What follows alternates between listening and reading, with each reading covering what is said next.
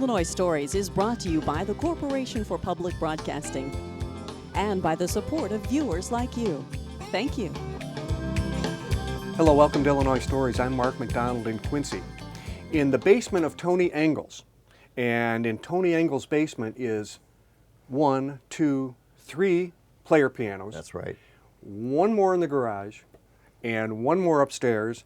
But what's really interesting about Tony Engel's player pianos is he reconditions these and rebuilds these, and he can show us the guts and exactly how they work. So if you have any interest at all in player pianos and music in general, and music history too, Tony, isn't it? Because the player piano has a rich history in American music. Oh, yes, it does, yeah. Mm-hmm. How did you come by your interest in player pianos?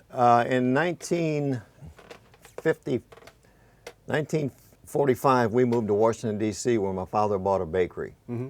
His sister, which was my aunt, lived there, and she had a player piano. I was 10 years old, and that was the first player piano I had seen, and I was hooked.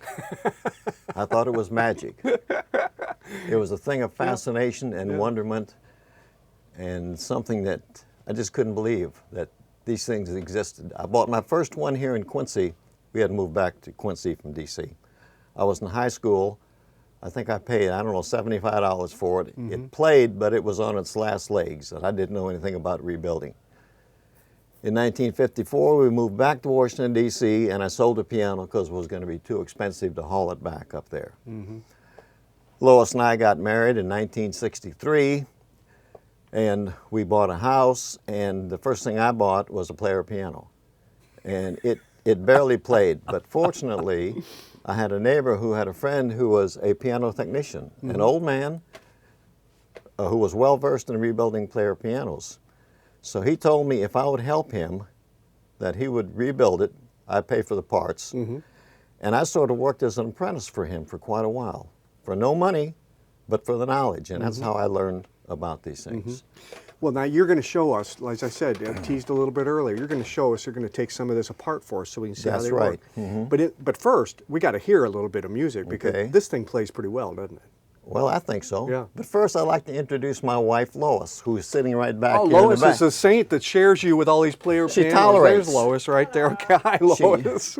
She tolerates it. She tolerates. She's been hauling these pianos all over the country for years and years, I guess, huh? That's right.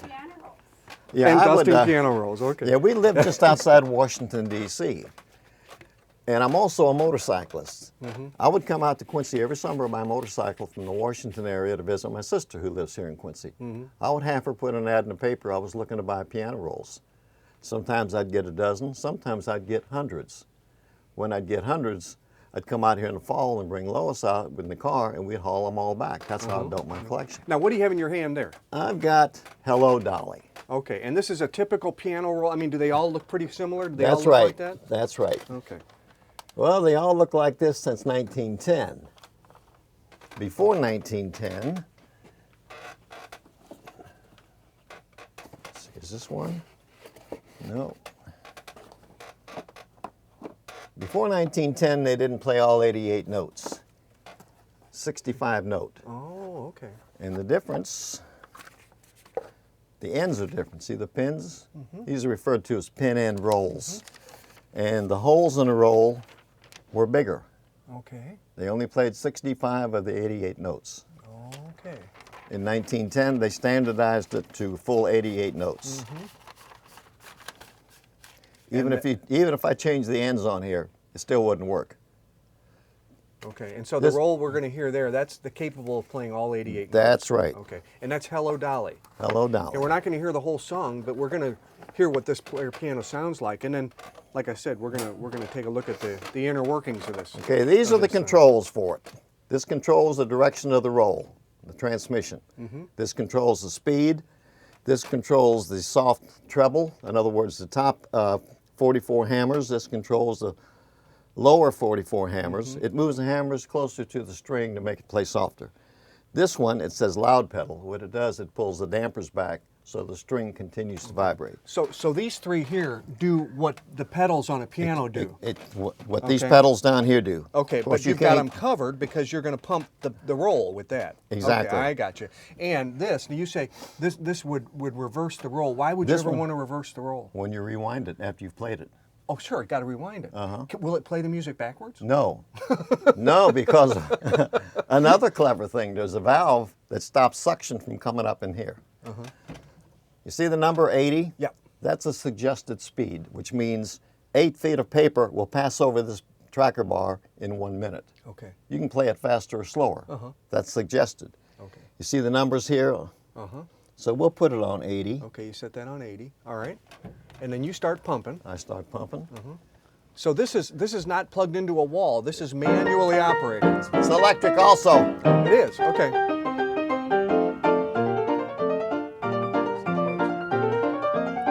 And the words are on there too, huh? You can sing if you want to.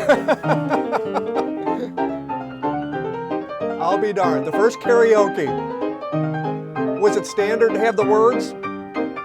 Most rolls, but not all rolls. Okay.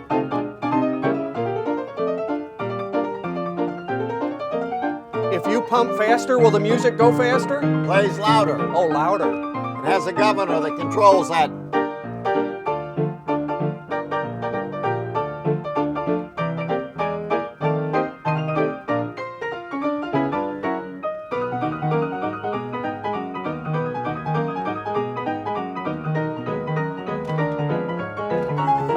If I'd taken lessons.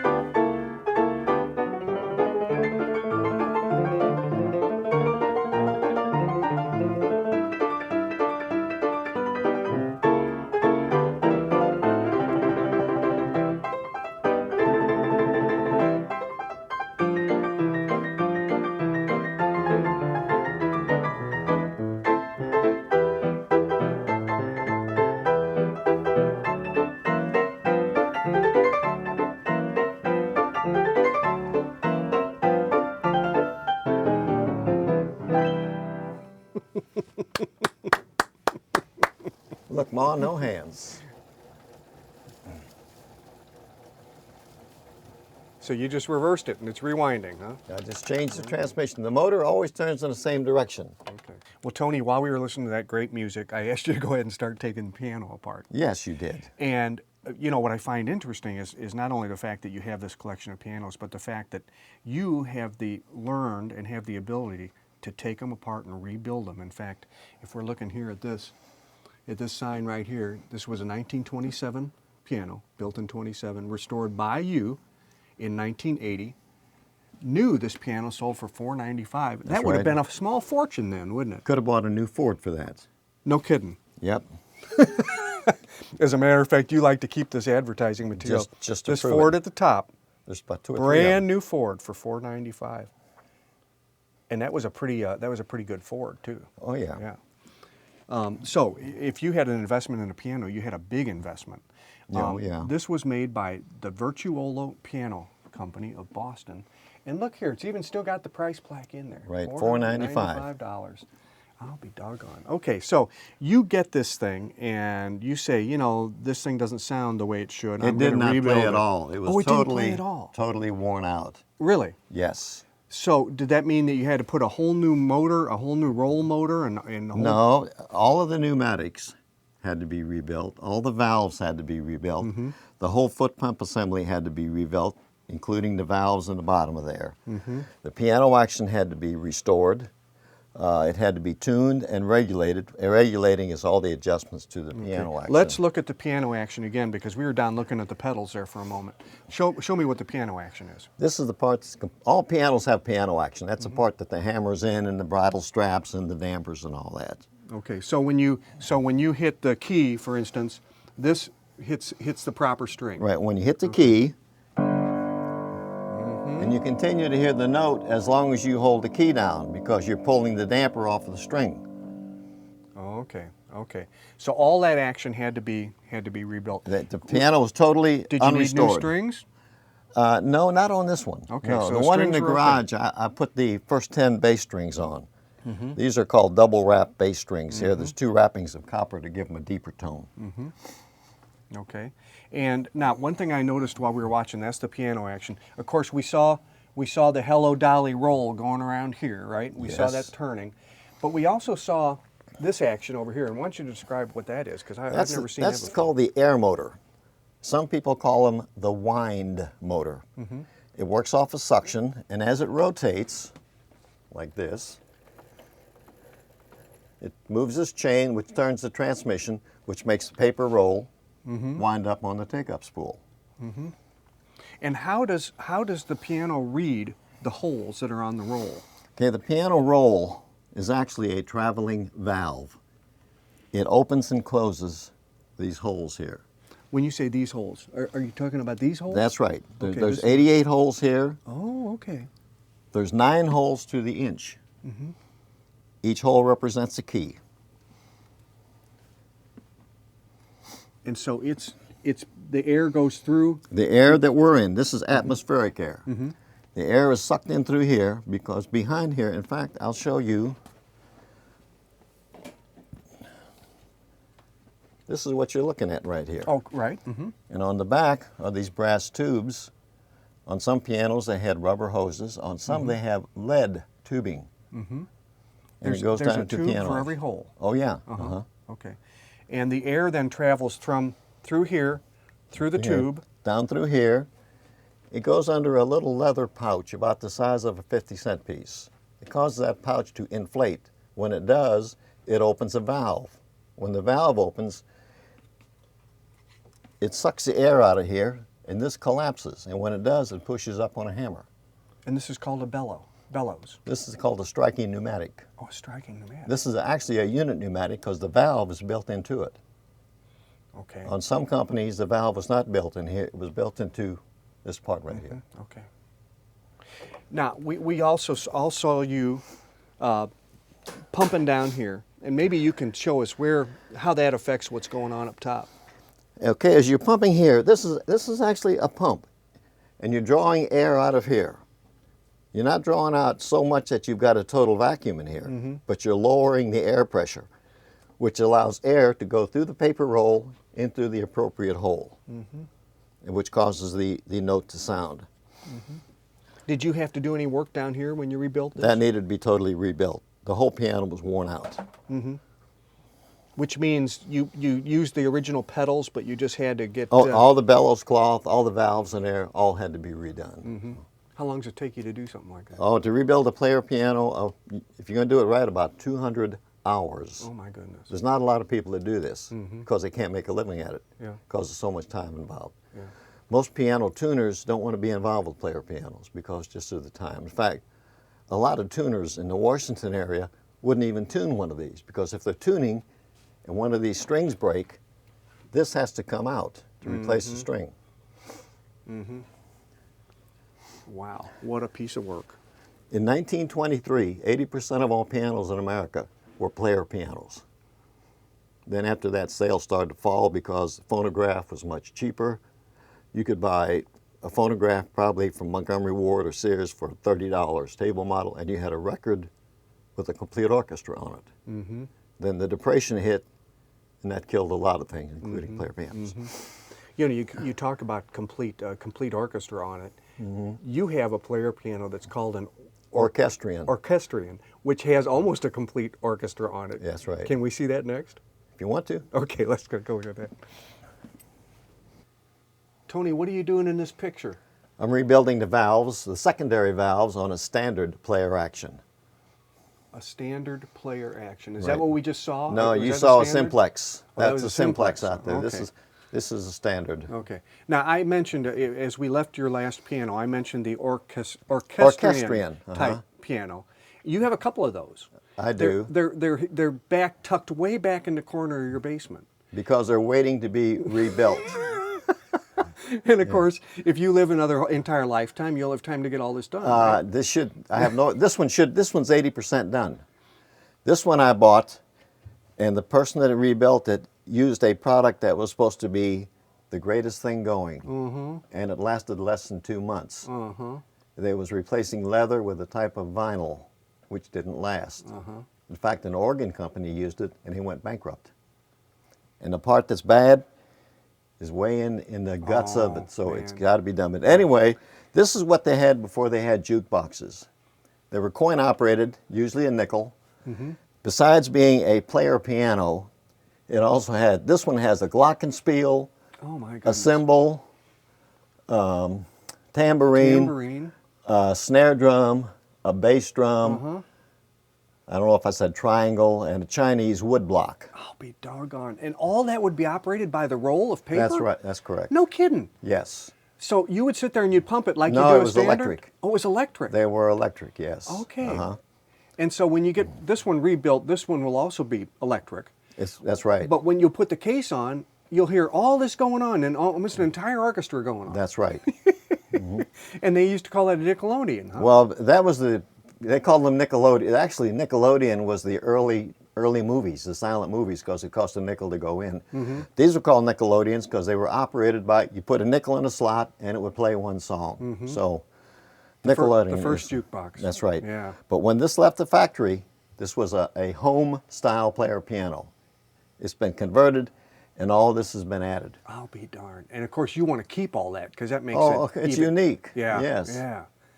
It's unique. And you'll still be able to buy rolls Oh yeah, in fact, these rolls, these big boxes behind me, that's what these rolls are. Would you pull one of those out for us? I think we had one, didn't we pull? Yeah, there's one down okay, here. let me grab this one. Yeah.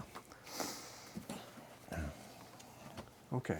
Now this is, I'm going to set this here and pull it out, or hand it to you to pull out. No, you can take it out. I can? Okay, can't hurt it, huh? You can see how much bigger it is Oh yeah. than the roll that we just saw, and this says, That's a Clark Orchestra roll. okay, I'm going to move this page. Catchy Cabaret Classics, and it's for the automatic G803. Is that the style of piano? That would work. That would work on this piano right here. Okay, and that's the one that you're working on now. Foxtrot, I don't believe it, but say it again. Castaway Waltz. I'll be darned. So you've got 10 selections on here. That's right. And they would all have an orchestra with drums, etc. That's right. And Isn't the holes that are something? cut in there to activate these other instruments. I'll be darned. Okay, Tony. Now we just saw the orchestra pieces that were in the case of the piano. Yes. What you have here is a sort of a demonstration That's setup. exactly what this is on a snare drum. Because this box right here would provide the suction, suction. right? Just like would in a piano. That's right. And it's hooked up to a variety of instruments. Right now, you have it hooked up to the snare drum. So can I turn this on, and then you can demonstrate how that? Go ahead. Okay.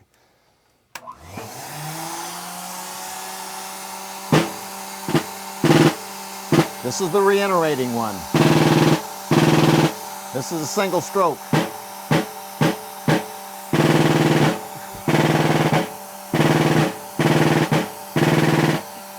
And of course, all this would be going on. You'd have the snare and the When it was cymbal going on, and the- when it's supposed to play. Yeah. when it's supposed to play. It's That's keyed a into the trick. roll. Yeah. Can I try it? Whoa there, buddy. Okay, so you.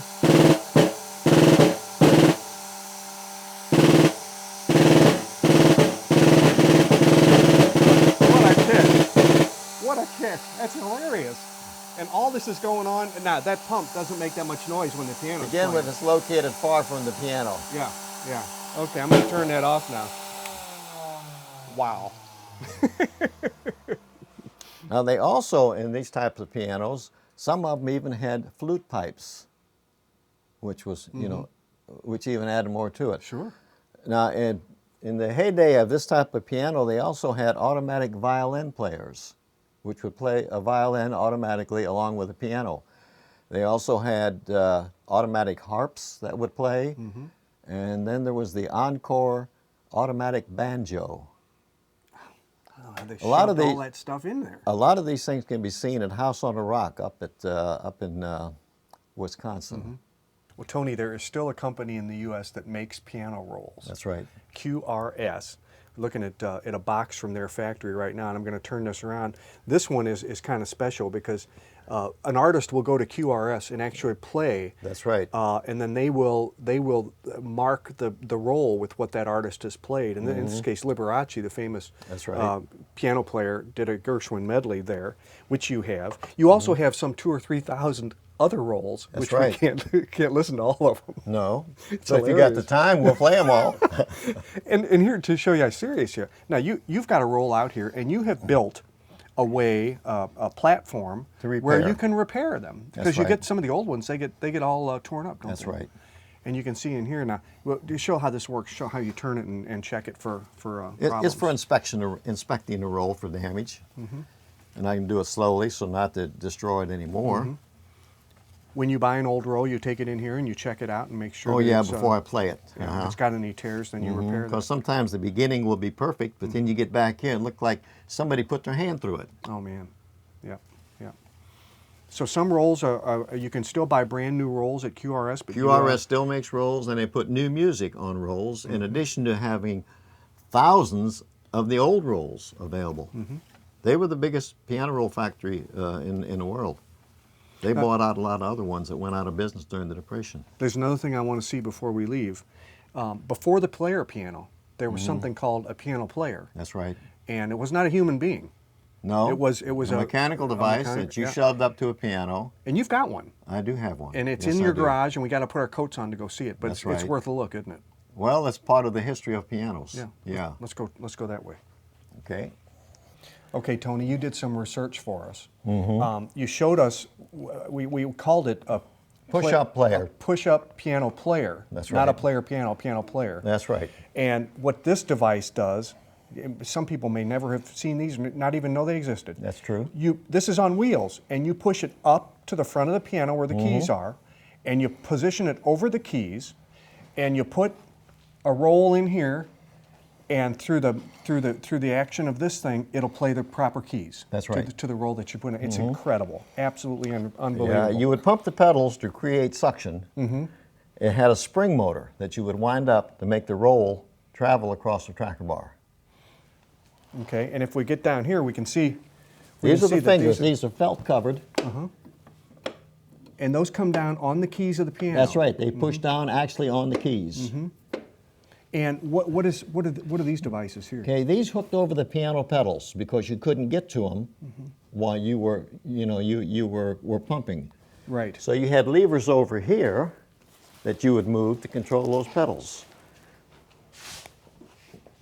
That one's not even in there. This one is. Okay. I've got the lever for that. This is the way it came. So you would sit there and pump it, and that would provide the air for this, and then these would come down on the keys, That's and you'd right. have your Strike tune. the key. Yeah, this would clamp onto the piano. Here's part of the clamping system. Oh, I see. Okay, clamp on each side. But there's probably a trick to putting this on just right so that the keys are lined up with That's true. with those. And these are what those look like. They're in a sad state of repair right Oh, here. yeah, those are but you're broken going to off. rebuild these. But this is what did actually push down on the keys. That's right. And you're going to rebuild this one too. This is the ad that we found from it. This is this product here, the Maestro Piano Player, and it was priced at $125 back when? Any idea? Probably slightly before the turn of the century, maybe 1898, right around that period. You got this from a guy, he didn't even know what it was. That's right. I told him what it was, and when he saw I was excited, he asked me if I wanted to buy it, and I said, yeah, what do you want for it? And he said, well, I want to get out of it what I've got in it. And I don't remember what it was, but it was in my price range. I'll be doggone. And you're going to rebuild this? Probably eventually. Yeah, yeah. And do you have a piano that you can attach it to? Any piano. Any piano? Any piano. You could put it on a player piano if you want to. Could. Yeah? Yeah. Well, that's right up your alley. You got them. Yeah, I've got, I had a lot more in Maryland. Oh, really? Hauling those things all around with you? That's Well, I had 14 in Maryland. Oh, did you really? I didn't rebuild them all. When we decided to move back to Quincy, I sold a lot of them unrestored to a man who was up in the Baltimore area. I put an ad in the paper. He called me and he asked a lot of questions that certain types of players. He knew what could be rebuilt and which was a nightmare to rebuild. And I had all the good ones. And he come down with a box truck and bought every one of them. That's and the way you restored. want it. You want Well, somebody yeah. that's going to haul those things away. Yeah. Uh-huh. Well, this has been great. Thanks. So Tony said, "You've never played a player piano?" And I said, "No." He said, "Well, what a pity." So my resolution here is to play a player piano before this story's out. And Tony has chosen a role for me. And it's Scott Joplin's The Entertainer. The Entertainer. Okay, let's see if I can do this right, Tony. Left This is hand. spring-loaded. That's right. That goes on That's there right. like that. And then this, I think that's locked in. Okay. Come down, hook this on the roll. To take like up so. spool. Okay, now let's move that Put to the right. To play. Okay, now I think this one's already set for this roll, but we'll Okay. see. The metronome says 70 on Right, here. if it goes to the left, it goes slower. Okay. To the right, it goes faster. So Okay, all right. So it's going to tell me what speed to play it, right? it's a suggested speed. Yeah, it's coming up right here. It says 75. 75. So that's about where it is, right? Okay. Okay. Does that look like I'm traveling at about the right speed there? Yeah, we'll see what it sounds like. If you need to pump a Okay. little harder. Before the music starts, I'm going to say, A little harder. with another Illinois story, I'm Mark McDonald in Quincy. Thanks for watching and enjoy listening. Let the pedals come further back so you get a longer stroke.